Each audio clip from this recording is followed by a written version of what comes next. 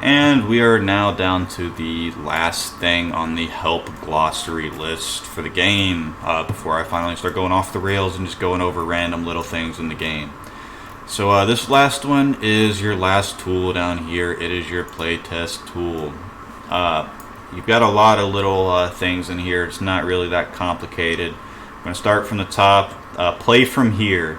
That means wherever your camera is, you're going to play from. So what I'll do, like, say I want to play test a shot from in this bunker. I'll zoom in all the way into this bunker, select play from here, and it's going to put me in the bunker playing to hole number 1.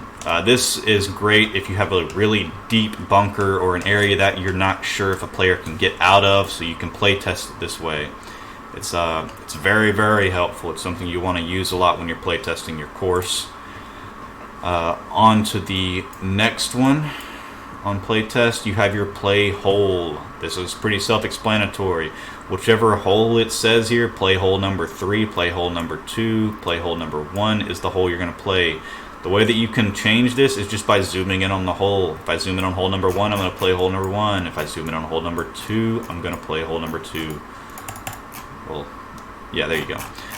That's how that works. Very simple, very easy. And play course is very self-explanatory. It plays the whole course. It'll start you on hole number 1 and play you all the way around to the last hole you have. Your next one is your tee set. This is what tees you're going to play from.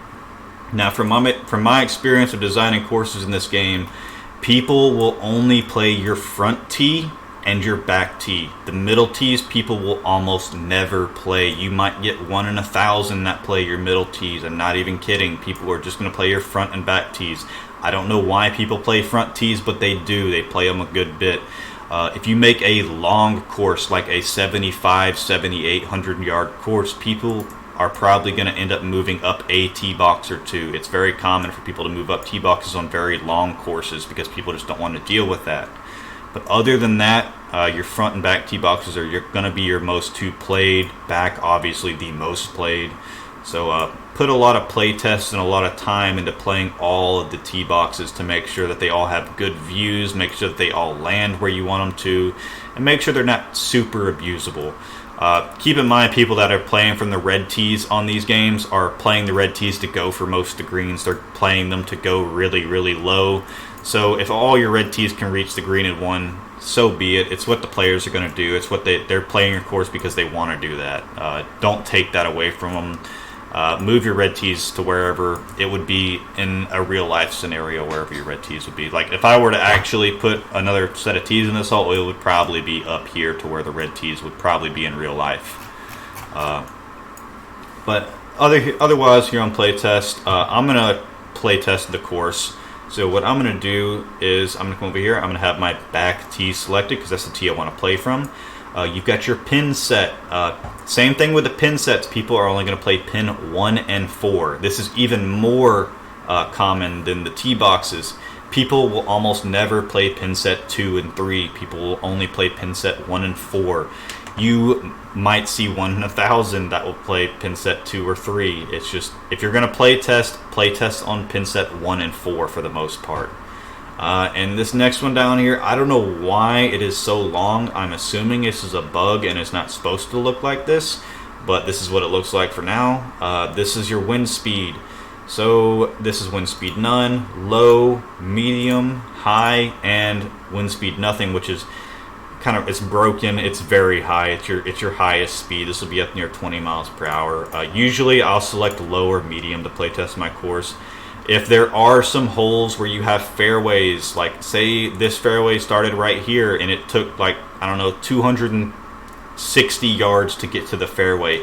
If that wind is in your face at 20 miles per hour, you're probably not going to reach the fairway. So you have to keep in mind where your fairway starts are. You have to make them fairly closer to the tee boxes. So even in the worst case scenario with the wind, people can still reach your hole. Because otherwise it is very frustrating and it just doesn't seem right when the wind's in your face and you can't reach the fairway. Otherwise, the last thing on here is your direction. Self-explanatory which direction.